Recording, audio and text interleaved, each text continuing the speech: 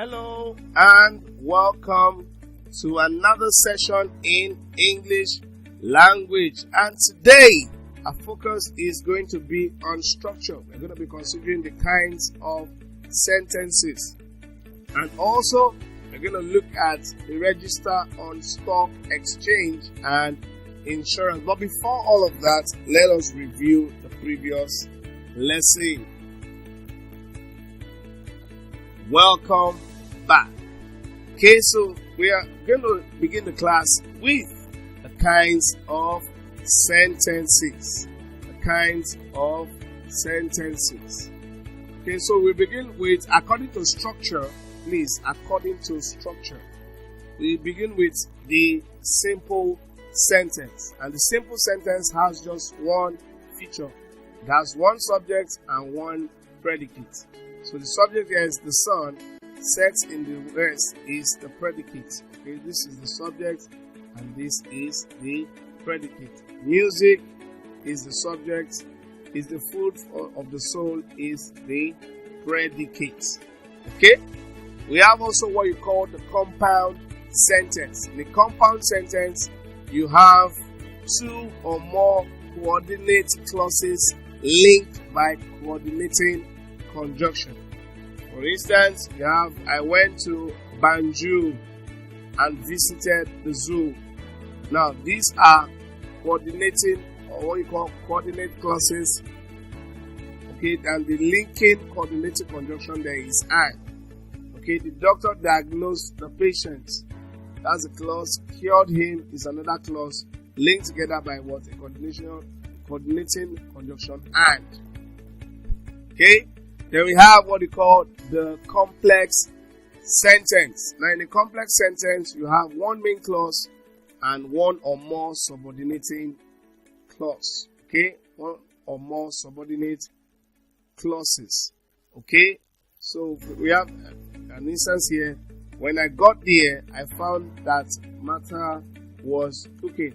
So this is the subordinate clause. When I got there, what happened when you got there? So it's relying on I found that Martha was cooking. Okay, so I found that Martha was cooking is a main clause. It could stand on its own. So we always have one main clause and one or more subordinate clause. I talked to Chinyere before she went to Banjul. Okay, so I talked to Chinyere is the main clause. Okay, the subordinate is before she went to Banjul. Okay, so we have what we call the compound complex sentence, otherwise called the double sentence. And in this case, we have two main clauses and at least one subordinate clause. Two main clauses and one subordinate clause. Okay, at least. So first, we have my friend believes that he can do anything. My friend believes that he can do anything. Okay. Then we have another one. If he has a lot of money, that's a subordinate clause. Then we have another one. But I cannot agree with him. Okay. So we have I cannot agree with him is another main clause. Okay. So that is that on compound complex sentence. So let's move on to what you call register on stock exchange.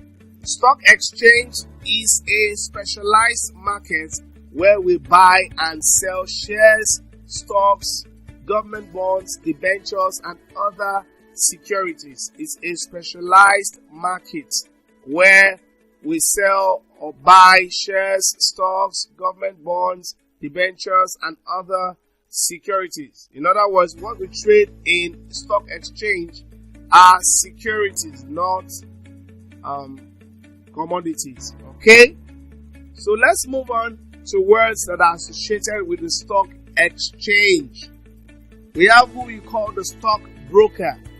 A stock broker is a link between a client and the market. A link between the client and the what? market. That is, whoever is going to buy, okay, whoever is going to be buying such security, your link is always a stock broker. That person is an expert. Okay, is an expert. Okay. Then we have what you call security. Security simply refers to assets. Okay, simply refers to what? Assets. And these assets could be company shares, it could be government bonds. Okay. Then we also have what you call the stock. The stock is synonymous to shares. And then we have the stock exchange, and which I just discussed that. Then we have bonds. Bonds is a security with a date of what? Redemption. Usually not later than a year. Then we have shares. Shares is just a part of a company's capital. A part or a fraction of a company's capital. Then we have what you get when you purchase or subscribe for shares. You are issued a share certificate which authenticates that you are a shareholder.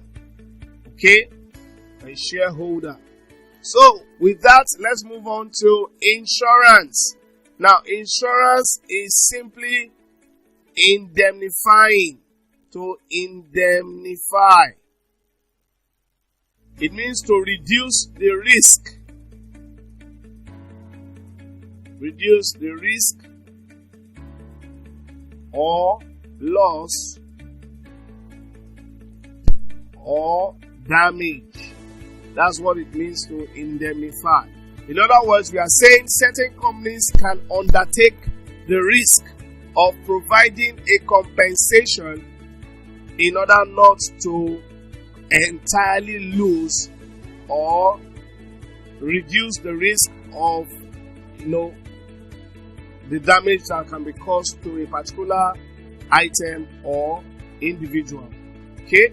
So let's look at words associated with insurance. We have what they call the cover. Now, the cover is the protection given by the insurance company. Okay? That's what you call the cover. While the claim has to do with what you apply, your application for payment. Okay? Anytime you suffer loss or damage. Okay?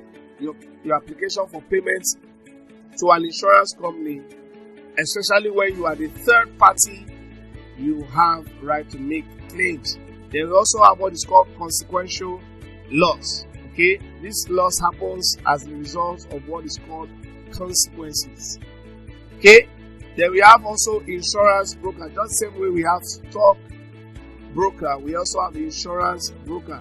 Okay, this is the salesperson that sells insurance. Okay, to their clients. Then we have the word liable. Liable means you are legally responsible and obliged to pay for damage. Then we have loss. Loss is the injury or damage suffered. Okay?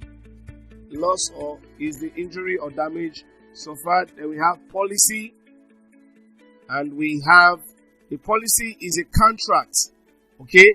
A contract of insurance. So we could have a comprehensive policy, and different other policies.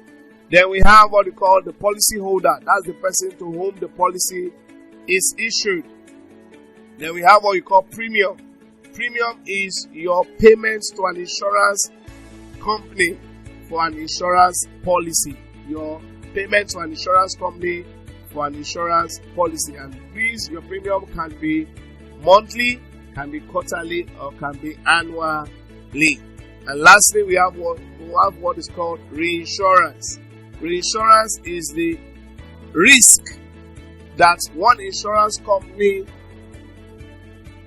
takes, helping another insurance company. So we say you are reinsuring. So there's what we call reinsurance.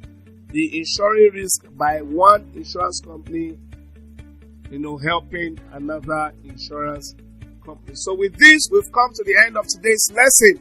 Thank you very much for joining this lesson. In order to refresh your memory and recall all that has been taught in this lesson, kindly take the test that appears on your screen.